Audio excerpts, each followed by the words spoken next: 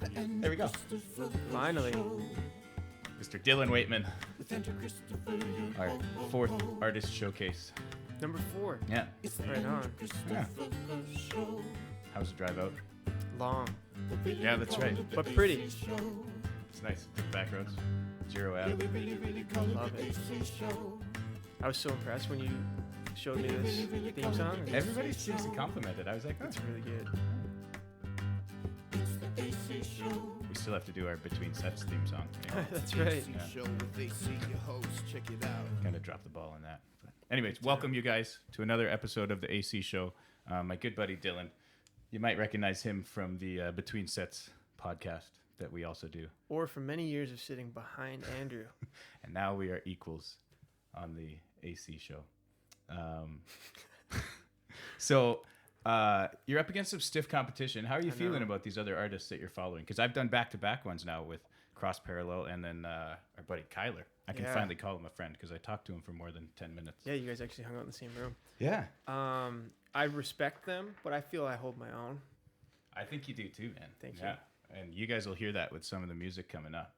And we're going to get through this podcast, and then we got a little road trip planned, hey? Yeah, this is actually pretty cool. We're doing this, and then we're heading up to Whistler.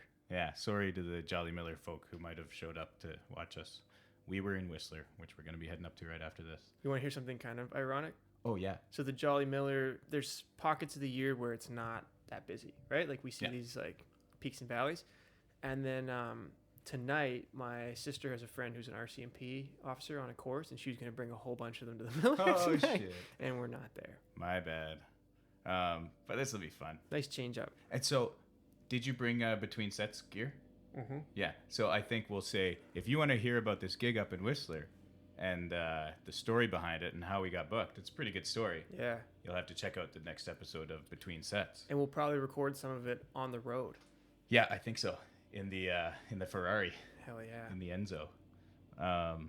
So anyways, we're going to be talking a lot about your music, but I wanted to start off with a segment that I've forgotten over the past little while. It's called Family Time. Okay. So we're going to play another theme song of mine right away, just to do this. Have you heard this? I don't think I have. Family time. Oh, I have. Family time. Ooh, ooh, ooh. It's family time. It's family time. That's fantastic. Yeah. Ooh. Yeah. Little Haven in there. Because my wife, Jamie, as you just saw, is about ready to pop with our tonight, actually. baby boy. Yeah, Dylan has predicted. Well, why don't you explain to the... 3 weeks ago, Andrew was kicking around. They're not sure. Like, Jamie was almost ready to have the baby like 2 or 3 weeks ago. Yeah. And then I guess it settled down, or however that all works. But I said, June 5th, me and him have a gig at the Miller, I thought. And I said she's going to go into labor that night, and you're going to have the baby early in the morning on June 6th, because people born on the 6th are the best. That's right. So I picked tonight, but yeah, well, it remains to be seen. I know. And not to be confused, because you guys will be probably watching this on Sunday or Monday or something, but today is June 6th. So Today's the 5th. Oh, right. Oh, right. So it's going to be early in the morning. Early in the morning on the 6th. Yeah. Gotcha. Yeah, that makes sense. Yeah. And so I just wanted to make sure, do you have any questions for me about me becoming a father again? Do you have any worries or anything we need to talk about? Just because I know it's going to be a big change in our relationship as well. I'm going to have another kid. And, yeah, shit gets crazy when they're first born. But so do you have anything we need to talk about before Wow, good question. before baby number 3? So first off, I have to say, whatever the hell we're at. Cats and fuck. Anyway. First off, I have to say it's been very impressive seeing you step into the role of a father. Oh, thank you. Yeah, and not only as This fucking guy. the lawnmower guy. They're going to mow our lawn right now. So sorry if you hear some grunting and engine noises. But thank you, We'll fix Dylan. that in post. Yeah. Yeah, you've walked into the role quite naturally, quite impressively. And I mean that as seeing you interact with your children. Yeah. And then also as a friend, it's kind of like you haven't totally noticed. He's not one of those guys that's been like, I'm going to have a family now. Yeah. You know, I'm too busy for you. Always down to hang out still and make things work. Yeah, we do our best. It does make it a bit more challenging, Mhm. but you're pretty good about coming out this way once in a while. And Try to, not Yeah. as often as I yeah, should. yeah. But yeah, with this new one, I guess my biggest question would be, do you think going from 2 to 3 is going to be a significant difference. I do. Yeah. So yeah, you might not see me very much Yeah. anymore. I know Jamie's always been on board, and I'm like, anytime we're trying to get out the door or whatever with these two kids, and it's like hell, like trying to get them out, get them shoes on or whatever, and just leave. And I'm like, you want to add another kid to this? Like that's gonna be screaming just like these two are screaming. And so Was part of the deal, Jaden's probably old enough to help? Was that Yeah. part of the arrangement? yeah, we're hoping that's gonna happen, and only time will tell about that. So we'll see. But anyways, I do think it's gonna be quite a transition. But I mean, we're gonna get through it, and then I think after the first few months, it'll calm down. We'll get into a groove and Yeah. figure it out. Do you think, of all areas of your life, what do you think will be impacted the most negatively and positively? Whew. Jeez, whose fucking show is this? Mhm. Negatively, I think Your golf game? this year, my golf game. I was actually going to say my golf I was game. hoping you'd say that. Yeah, because Dylan really likes to beat me on the golf course. I'm probably like 20% worse than you. And Yeah. I can, once in a while I can compete, but if you're on, I don't have a chance. And you just needed this next kid of mine to come Mhm. along to That's the hope. catch up. And positively, I'm going to have a hockey player. Yeah, that's true. You're going to get into Yeah. male sports. Because I don't think Haven's going to play again. She didn't. Okay. I don't think she's into it. So yeah, he'll be. But my, they're both- he'll the be my girls are little loving- hockey player. Baseball. Yeah, they're loving Cool. baseball, which is fine. But yeah, I need that. Need a hockey player. Yeah. Need someone to sit down and watch sports with. He's not going to understand much yet, but he'll grow up doing. But it, you'll be so. taking him to the rink and doing Yeah. all that stuff. Yeah, it'll be good. Anyway, so there's a bit of family time. Thanks for that, man. Perfect. Let's get into the more important stuff here. I had rave reviews about this new game we played. Okay. From I think 2, maybe 3 people, and it was the Big Shiny Tunes game. That's funny because I threw on Kyler's podcast when I was at work yesterday. I was like, I better Yeah. watch a couple more of these again. So I briefed, and then I saw him do the game. Yeah. Mhm. So did you study, or is this I going to be didn't. kind of random for I you? didn't study. So we're going to start with the hard one because I think the first one is the most that I actually didn't know. So here you go. Big Shiny Tunes number 1. Yeah, You so got to quickly review and then pick your favorite. This is the one I would have been just a year or two too young to understand. Yeah, same as me. So But I let's look here. had my older sisters were always getting them. But yeah, that's the one where there was a few I didn't actually recognize. But anything standing out? Yeah, I think Just a Girl by No Doubt has Mm-hmm. stood the test of time. Kyler almost chose that one. Yeah, and then I just went and saw Gwen Stefani do her Just a Girl show in Vegas, and Yeah, better than ever. She's that's so good. cool. Yeah. Okay, so now I'm going to change it up, and instead of going to Big Shiny Tunes 2, we're going to go to Big Shiny Tunes 3. We're going to switch up the this order. is the one that like changed. Really, that's when I was It like, has oh, I think I changed my like, life. I think I like music once I got this one. I'm also going to change up this game because I'm going to pick in my head which one I think you're going to pick, Okay. and then you're going to pick it, and then we're going to see if we pick the same song. Okay. So I think you are going to pick. Wait, but how am I going to know? Because I could just lie and be like, yeah, that's the one I picked. I won't lie. I promise. Okay. Honor system here. Okay, got it. I didn't Okay. even really look at them all, but I found a good one. And don't let what you think I would pick influence what you will pick. You pick your pick. I definitely know what you picked. Ooh. And Okay, it's gonna be so- tough. The one now, I would say, or the one at the time? Yeah, I guess at the time, like your first, like when you were actually listening to this CD, Oh. what your favorite was. Okay, in that case, it would have been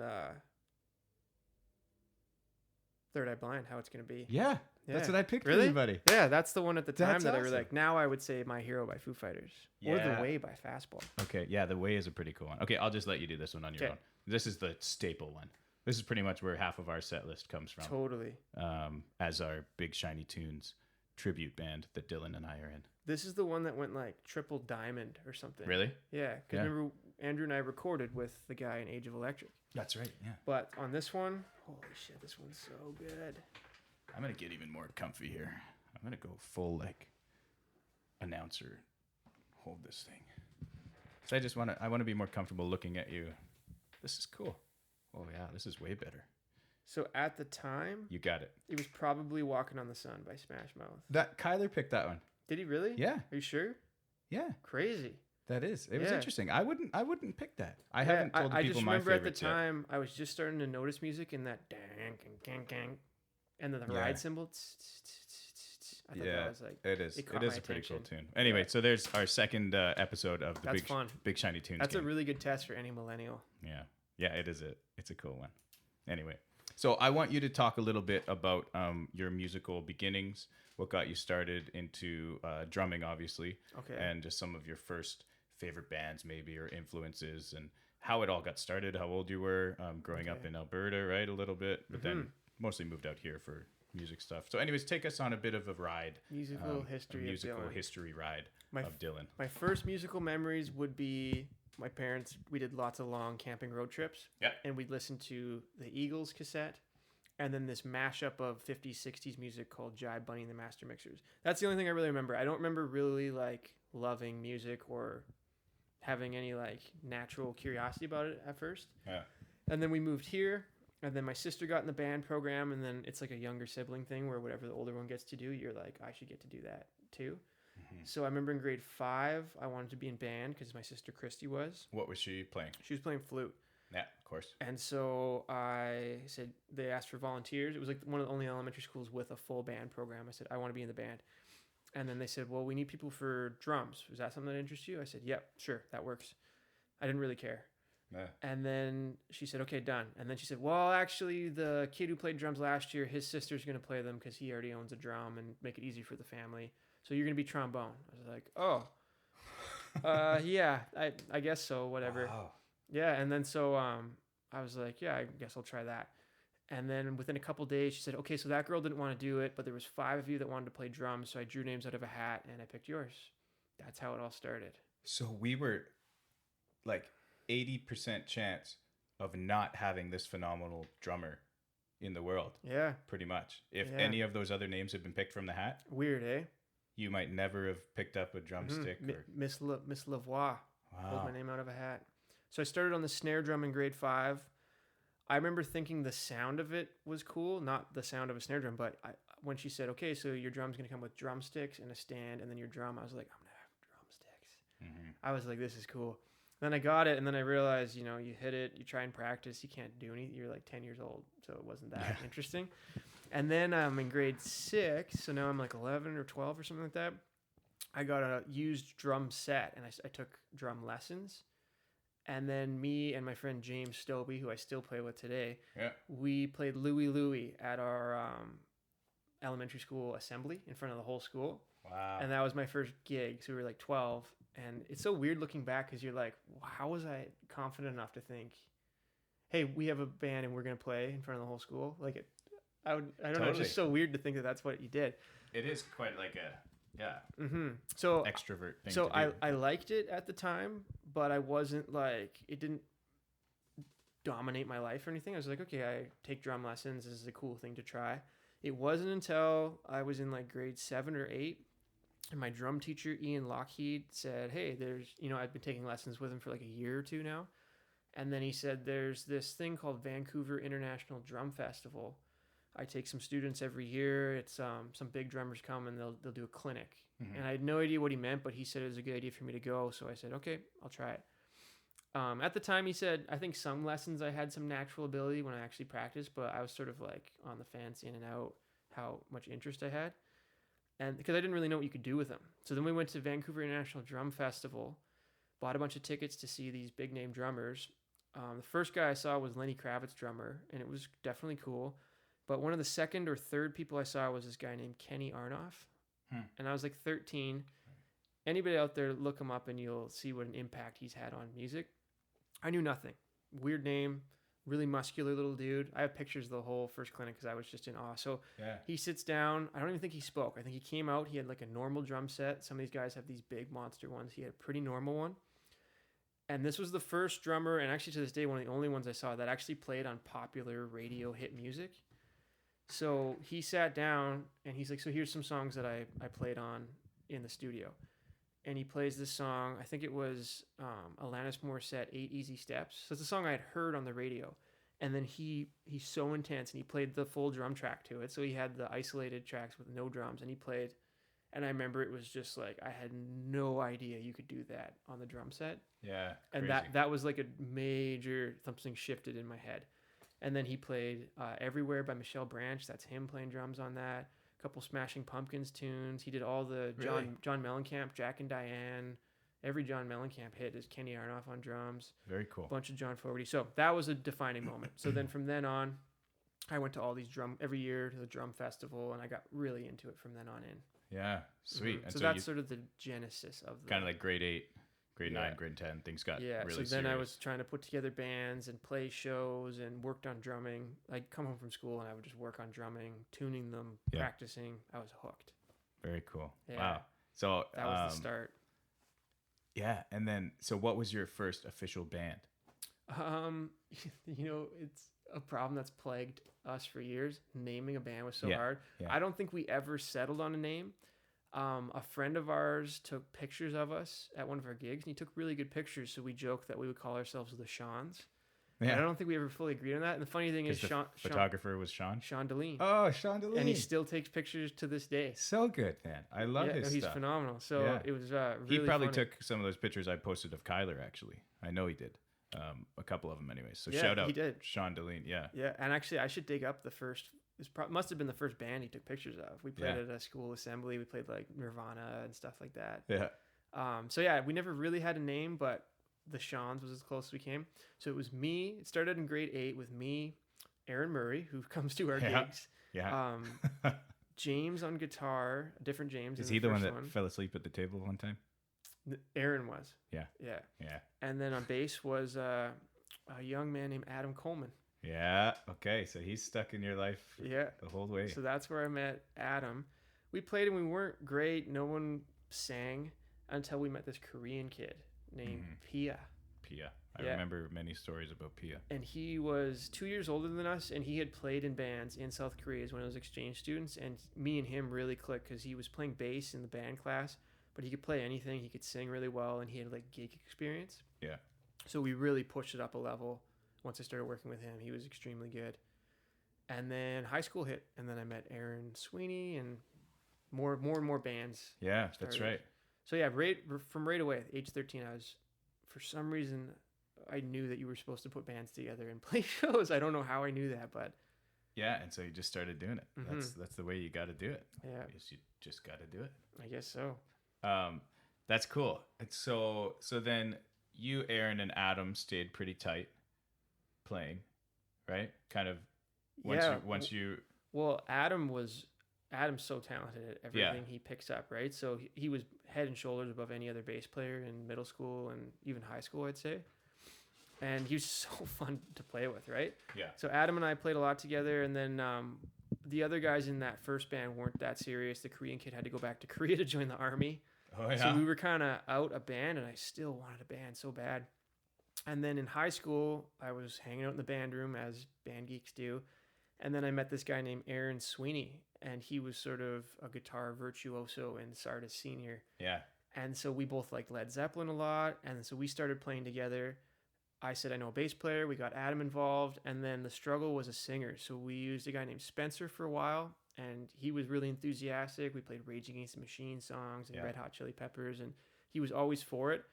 But there's something about people who start singing young that just have an ability that others don't, right? Like Right, Spencer yeah. was starting in high school. oh and yeah okay I see what you yeah, mean. I just find that there's people who sang in church or had singing in their life when they're kids just can sing better than yeah most people. I don't know mean, if and I you've guess it's noticed that. just the hours putting into it, right? I Like guess whether so. whether you think you're actually practicing or not. Mm-hmm. If you're singing, you're practicing, you're strengthening your voice, and you're Yeah. yeah, that's interesting. So that first group, or that second group, I guess, Yeah. my high school band was called, I think we call ourselves The Brink. Yes, that's what it was. I was Yeah. trying to remember. And then we did I remember that. hockey games, Chiefs games and Huskers games, Yeah. and we gigged a whole bunch all through high school, and I was just obsessed. Yeah. I had took it, probably looking back, I took it very, very seriously, and then it was like, these are just like fun little gigs. But What? But it shows like I feel like you probably made a huge step in your talent and your ability over 4 years or so, or Yeah. 5 years, like since that kind of grade 9 area yeah, big till time. a couple of years after high school. Yeah, Like so- that was like bam, like you made strides where by the end of that you're good enough, you're going on tour across Canada or playing with lots of big bands. I mean, later on in your 20s, but I would feel like that's where your years of hardcore practice start really pay off. Totally. High school I was really into the jazz bands too. Yeah. So I did that, traveled with the school band, and I got into like a BC honor band. So I was really into the jazz music, and then I was playing Red Hot Chili Peppers and Rage and our own original songs. So I kind of had the best of both worlds, and that's all I did and thought about. Yeah. Mm-hmm. And so then I feel like we come to the fateful time where I enter your life. Yep. By chance, I was singing at a restaurant in Agassiz, and your parents saw me, and you guys had kind of parted ways with Spencer. Yeah, Spencer went and did his own thing. I think he moved in with a girl or went to school in Vancouver, or he kind of started doing his own thing. I can't remember. There wasn't an exact breakup moment. I think life got in the way, and he was too busy. The Brink rebranded. Yeah, pretty much. So we graduated high school, and Aaron was 2 years older than me and Adam. And I always kept in touch with Aaron. We played here and there. I wanted a band again. I wanted a serious band with a real singer. No offense to Spencer. He just wasn't a fully trained singer or anything, right? Like, he was just somebody trying to fill the role, and he did well. But we wanted like a real singer. And so Aaron and I were playing together. I invited Adam back in. We were like, let's do this seriously. Let's write a bunch of songs and find a singer. Mm-hmm. And then just see what happens. So we rented a pool house in Langley. Yeah. Because Aaron was going to school in Vancouver, and Adam and I were still in Chilliwack. And so we'd meet in Langley. We redid this pool house so we could record all these demos we had. And we recorded a whole bunch of songs, and we started auditioning singers. Aaron reached out to a whole bunch. Adam and I tried to keep an ear out for people. Some guys came out to Langley, and some people emailed us auditions. Some of them were hilarious. And then just nothing. There was nothing around. I was wondering what was going to happen. And then my parents were at this diner in Agassiz, and the rest is history. Yeah. And so we started practicing and playing shows and saved up some money to record an EP. Yeah. 5-song EP that we did out at the factory. No. Yeah, we first recorded at Tractor Grease. Yes. Oh, right. We kind of cut our Holy teeth. Cow, we had those couple songs, Your Break Like a Wave. Yeah.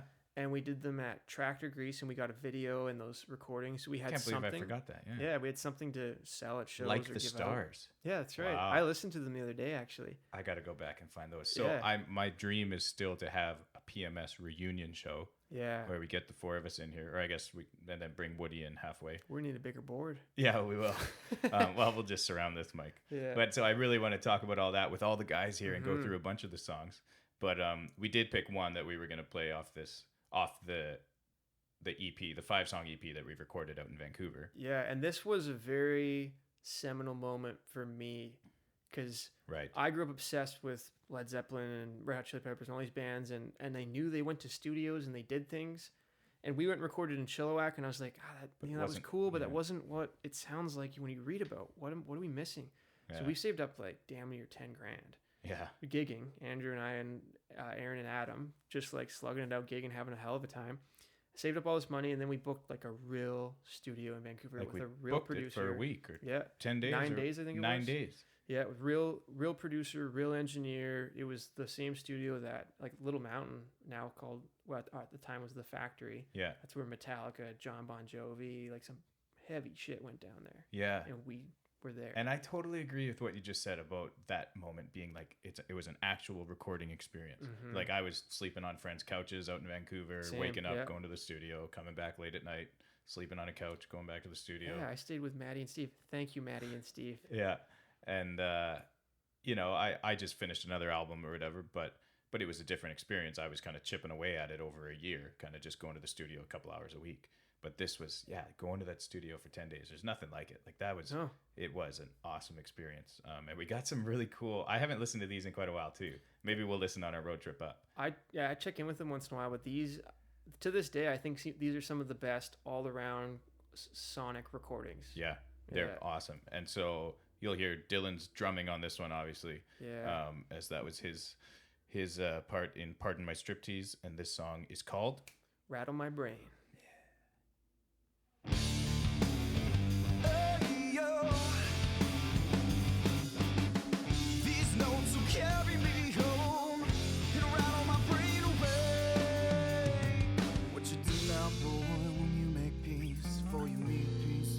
yourself, lost in gardens and memories, finding your way out. Just don't close your eyes, the night is young for change. Just don't close your eyes, the song is all it will take. These notes will carry me home and rattle my brain awake. Cool wind ripping in my ears. These notes will carry me home and rattle my brain awake. Spring light peeking in my ears.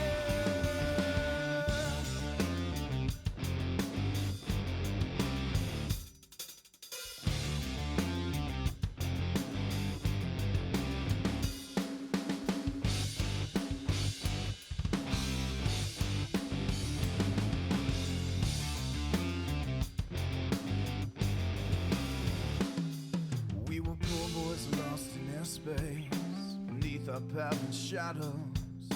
I was a loose thread, troubling her life, knowing she'd tear me out. Just don't close your eyes, the night is young for change. Just don't close your eyes, let the music heal the pain. These notes will carry me home and rattle my brain awake. Cool wind ripping in my ears. These notes will carry me home and rattle my brain awake. Spring light peeking in my ears.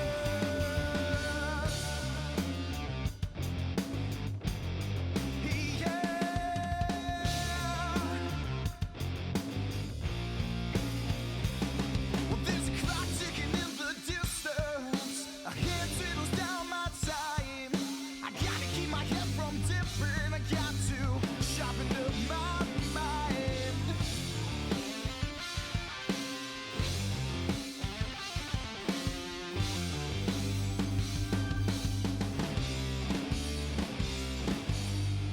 Hey, yeah. These notes will carry me home and rattle my brain awake. Cool wind ripping in my ears. These notes will carry me home and rattle my brain awake. Spring light peeking in my ears.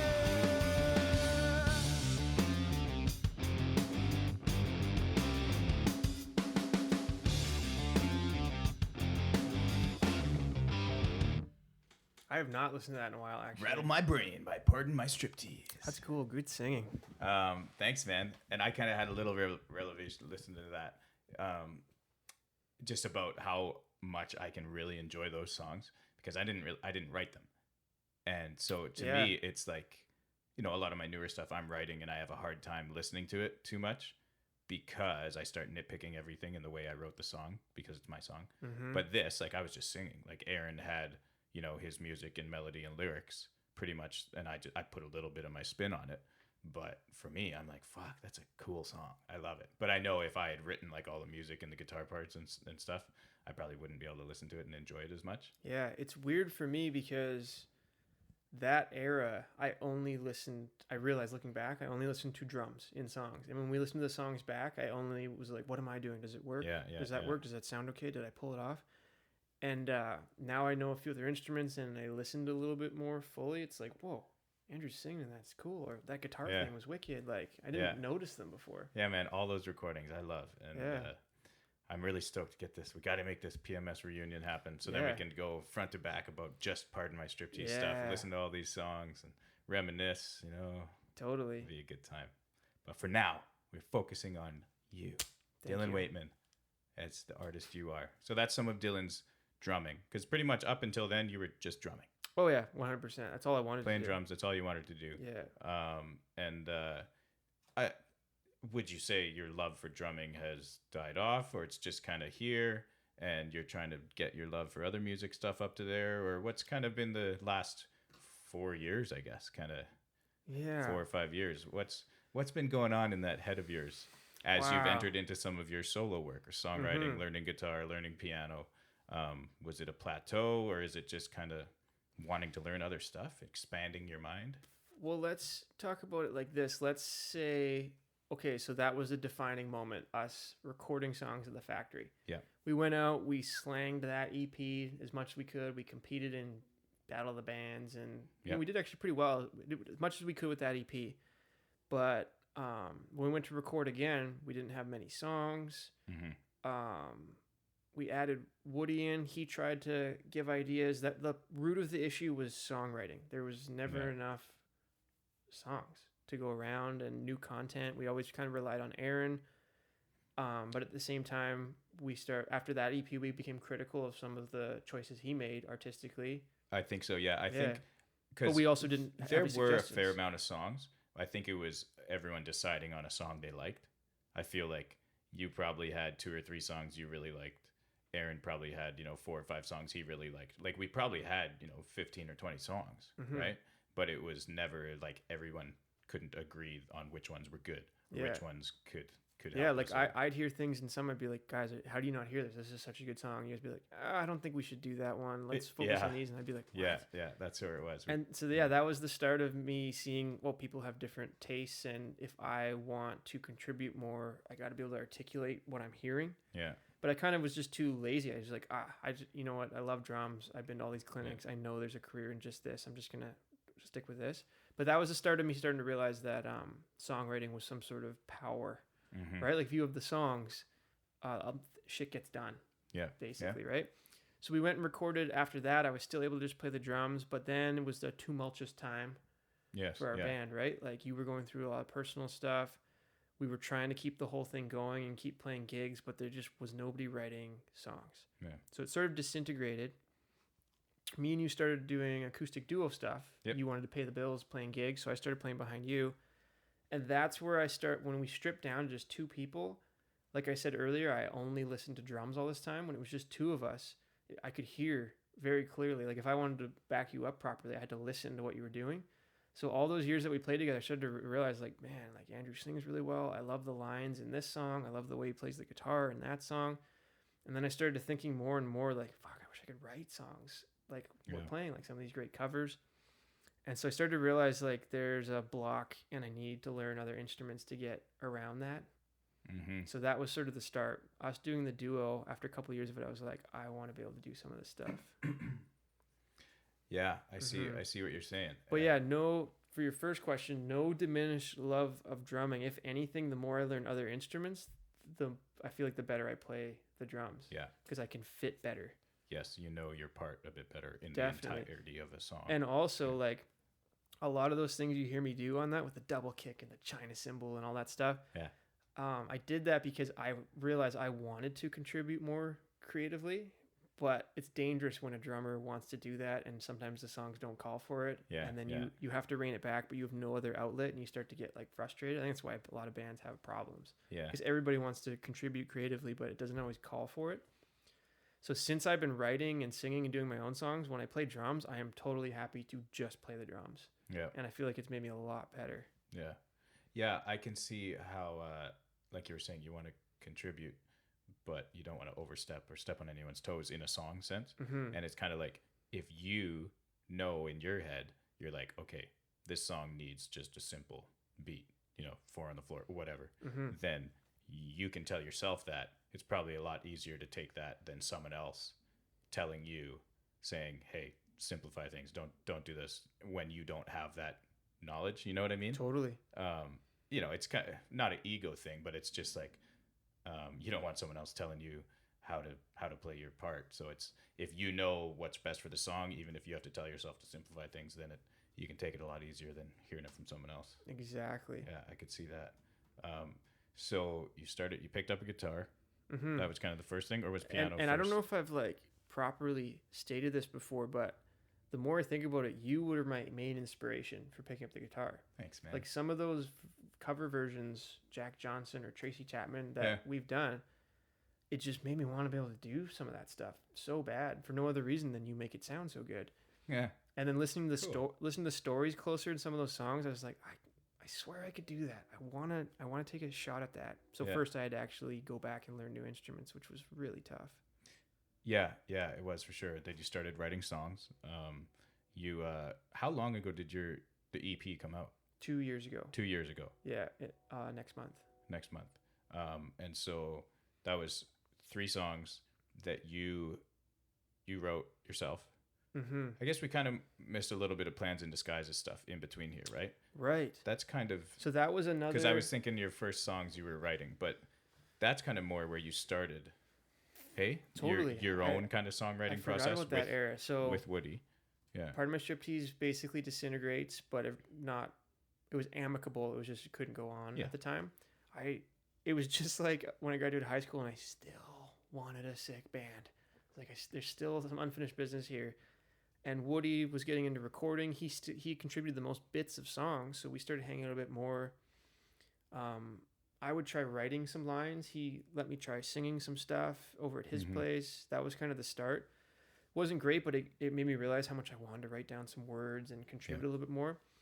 So then before we knew it, we had one song that was cool. So we did 2 more, and we started recording a new EP, Plans and Disguises, turned into a full-length album. And that was another defining moment in like my music education. Yeah. Because being with just 2 guys recording a whole album with keyboards, guitars, bass, drums, and Woody did a lot of it because I didn't have the technical skills, but we both deliberated on, does it need something else here? Yeah, I think it needs an organ.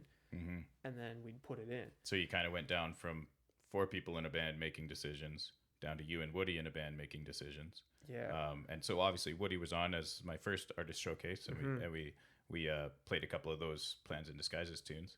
And then you kind of went the next step down to just yourself writing tunes and making your own decisions. And it's probably something to do with, I guess at the end of the day, I have one of those personalities that I'm like, whoa, if you believe that strongly about something, then we'll just do that. Yeah. I don't really like force my opinion. And I think all this time I have these alternative ideas I'm thinking in every collaborative situation. So it just came, if I want it to sound like exactly what I'm picturing, I just got to learn how to do all this shit by myself. Yeah. And it wasn't any sort of, fuck these guys. It was just like, okay, there's still something I'm hearing that if I want it that bad, I got to just suck it up. And it seems to happen in every band. I think so. Every aspect of music. Like, Aaron's probably done his own stuff. Yeah.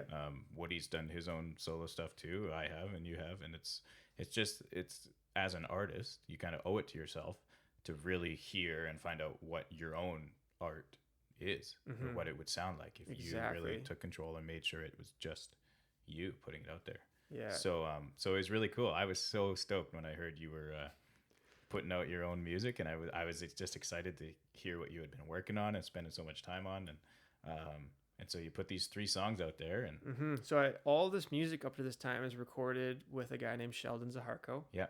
He's like our resident go-to audio engineer. Yeah. And now Woody does it too, but Sheldon's been the guy. So I had these couple songs, and I've always had some serious confidence issues with my creative ideas. I wrote 2 of them, I think, and I was like, I think they're songs, but they can't be actual songs. Like I probably couldn't record these.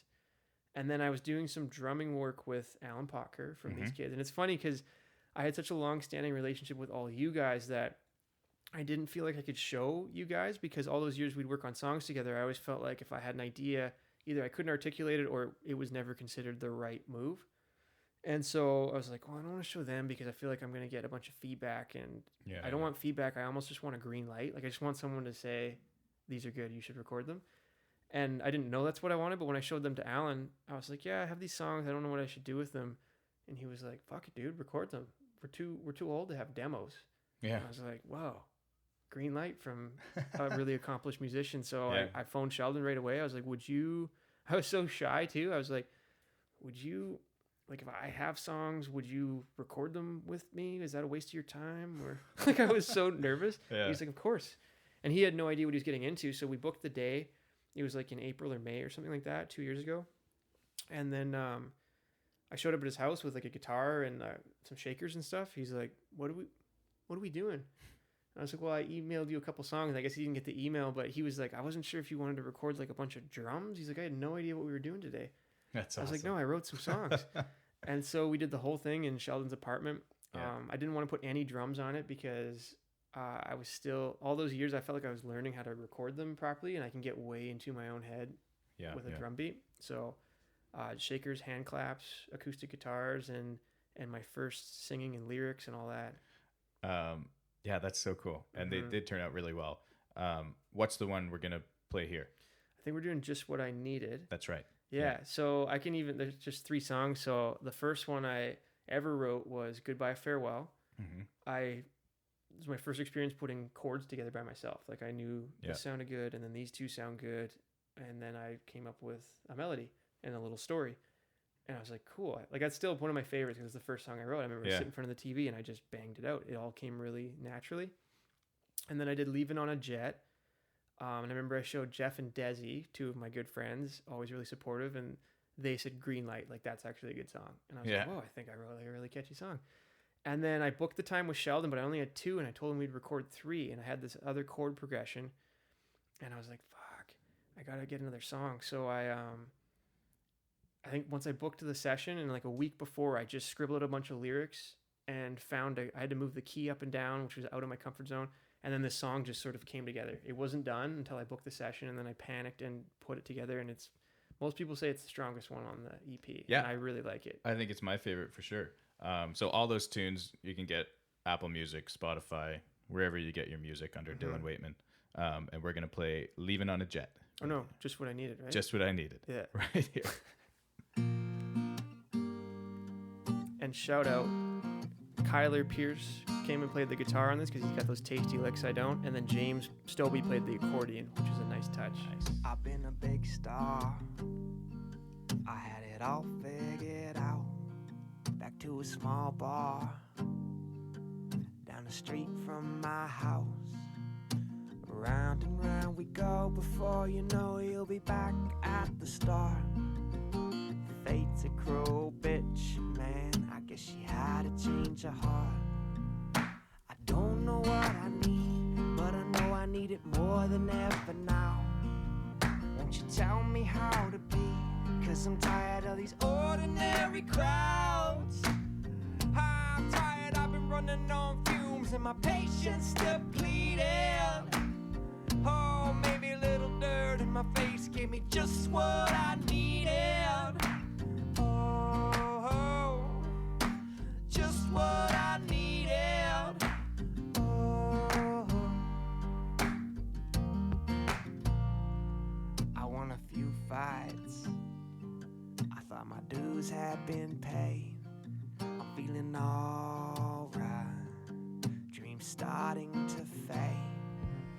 Around and round we go. Before you know, doubting every decision. At times she works against you, and she'll steal your vision. I don't know what I need, but I know I need it more than ever now. Won't you tell me how to be? 'Cause I'm tired of these ordinary crowds. I broke up, been bruised and abused, been bit and mistreated. Now I see begging down on my knees gave me just what I needed.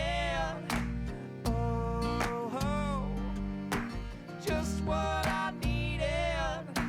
Oh, just what I needed.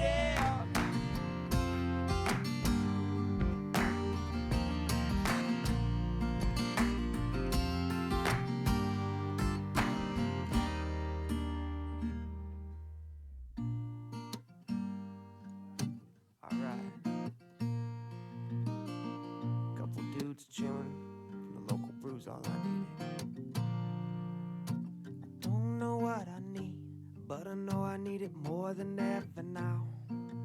Won't you tell me how to be? 'Cause I'm tired of these ordinary crowds. I broke up, being bruised and abused, been bit and mistreated. Had a taste of a door in my face, it was just what I needed. Just what I needed. Oh, just what I needed. Oh, just what I needed. Oh,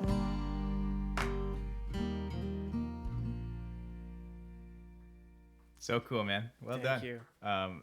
I had never heard that accordion before. I never Neat, picked it eh? out. Yeah. That's why I love working with Sheldon, because he listens to the song so many times, and he'll just be like, "This would be cool in here," and he has so much experience. He said accordion out of nowhere. We did not discuss an accordion, and I was on the phone with Kyler. I was like, "Yeah, have you guys come? Here's the address. I'd really love you to come play on the song." And then Sheldon says, "Tell him to bring an accordion." I was like, "Hey, James, have an accordion?" Yeah, he does. Bring it. So he brought the accordion, and I love it. Yeah, that's really cool. Yeah, well done, man. Thank you. So moving forward from here, well, I guess after that you recorded Bora Bora, which is what you're going to play live for us at the end of this interview, right? I am. Yeah. And you know, coming to today and moving forward, what's any plans or goals as just a musician in general? What's on your mind lately? Yeah, good question. It's been getting harder and harder to put stuff out. You know, you start to doubt yourself. Yeah. Like I love those songs. Like when I listen back to that, I'm so fucking proud of that recording session with Sheldon. And then Bora Bora turned out really cool. But yeah, you start to doubt your writing and everything. But even just doing this makes me realize, like, fuck it, I should just put out more stuff. So I have a number of more songs ready to go. And the next step is a little more instrumentation. So I started those very acoustic. Yeah. I have a few songs that require a little bit more, like Bora Bora had a little more in it, and these next ones will have just a little bit more as I'm learning how it all fits together better. Yeah. So more recordings, a goal. Fuck, man. I'll be honest about my like overall goal. I've always had big aspirations with music, but you get kicked around a little and ups and downs, and then you feel weirder and weirder still saying it. But I would love to go on like a 2 to 3 to 5 year run where you just have the hot hand, right? You write a couple fucking huge songs that just do it for people, and you get to play some great gigs and festivals and travel. And even if it just lasted 2 to 5 years, I just think it would be man. Of course, that's the dream. So I just want to write a couple really strong songs that set me up for that. But in the short term, I'm gonna be booking some studio time and recording more. Awesome. And you had a taste of that kind of tour life. Yeah. We should talk a little bit about that, because your cross Canada tour with Kieran Mercer and Mariana's Trench, right? You got picked up playing drums. And so I would break up my career into 3 segments. I did the band phase. I did a freelance phase. Hired gun. Exactly. So that started with you, did all the acoustic duo stuff, and then I started to get more and more session gigs. Everybody always needs a drummer. There's a really strong country music scene out here. What time do we have to leave? We're pretty good. Okay. We'll talk a bit about this tour, and then we'll just get set up for that. So session music. I was playing drums with 5, 6, 7, 8 different people at once, and then I got hooked up with Kieran Mercer. I responded to a Craigslist ad. We did a couple gigs in 1 year, and then it wasn't 2, 3, 4 years later that he said, "Hey, I got a big tour and a new EP, and if you're free in March, I'd love you to come with me." And so we put the band together. Adam Coleman came out of the woodwork and got in on that one. James Stobie as well. Yeah, it's so funny how all these different projects all tie in together, and it's anywhere from this successful to this successful. Yeah. It's really cool to see how everything. So Kieran is on the record label 604 Records, same as Mariana's Trench, and he had a really strong new EP out. So they put him on the road with Mariana's Trench, and we got to do an arena tour. And so was that everything you dreamed of? Pretty cool, just okay, or I don't want to go on the road again? Where does it fit into some of those? It's because like that's what you're talking about, right? It's kind of going on the road doing this kind of tour. Like that's a pretty big level tour. Yeah. Yes, there's it was bigger, the real deal. But that's that's pretty high up there. So how did it feel being on the road like that? So everything I ever dreamed of, for sure. Yeah. Like as an unattached male, I don't care about driving 13 hours a day and sleeping in a shitty hotel room. Like it was awesome. Yeah. Getting to play music at that level was incredible. Definitely challenges you don't expect. Actually, a lot that you would expect. Like you trap 4 guys in a van. Like you bicker over stupid shit. But nothing huge came up. Like everything was pretty much okay. It's like Tim Hortons or Subway for lunch kind of thing. Yeah, exactly.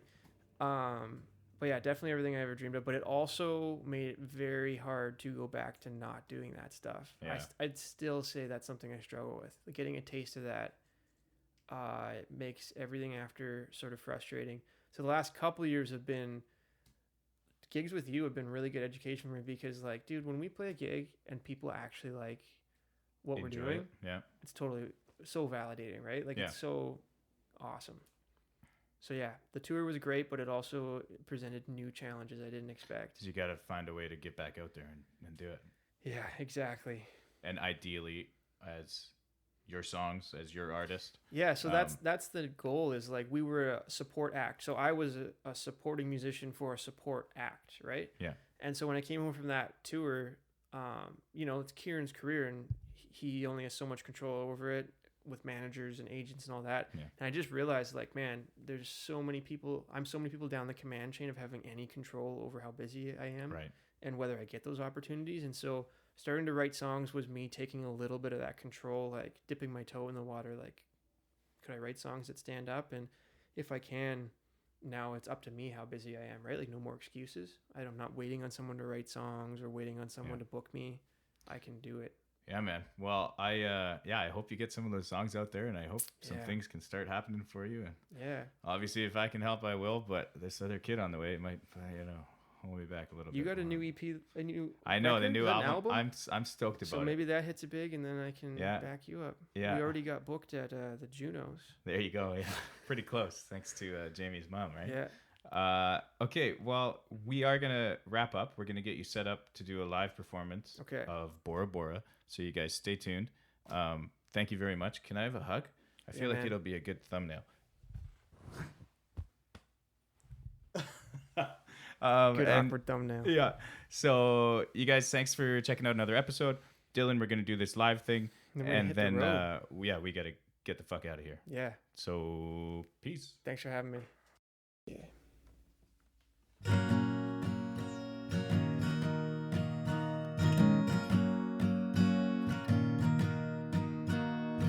Let's go to Bora Bora. Girl, you know that I adore you. We'll blow up our money. It don't mean that much to me. Yeah. Don't need no reason to stay here all season. Living easy ain't half man. Let's go to Honolulu. You broke my heart, but I see right through you. We'll hang out by a palm tree, making little memories. Yeah, it ain't hard to leave when life's getting uneven. Living easy ain't half bad. Yeah.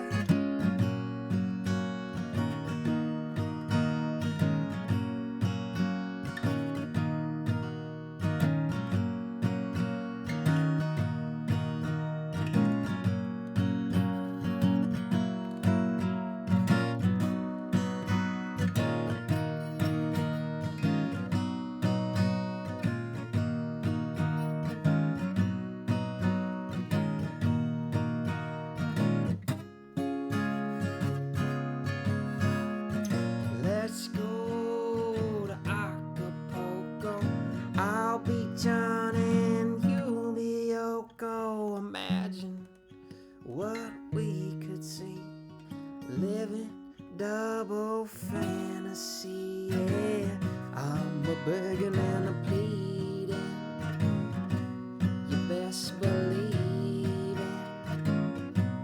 Living easy ain't half bad. Yeah.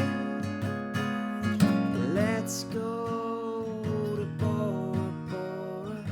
Girl, you know that I adore you. Mr. Dylan Weightman, Bora Bora. Thanks, buddy. Thanks, man.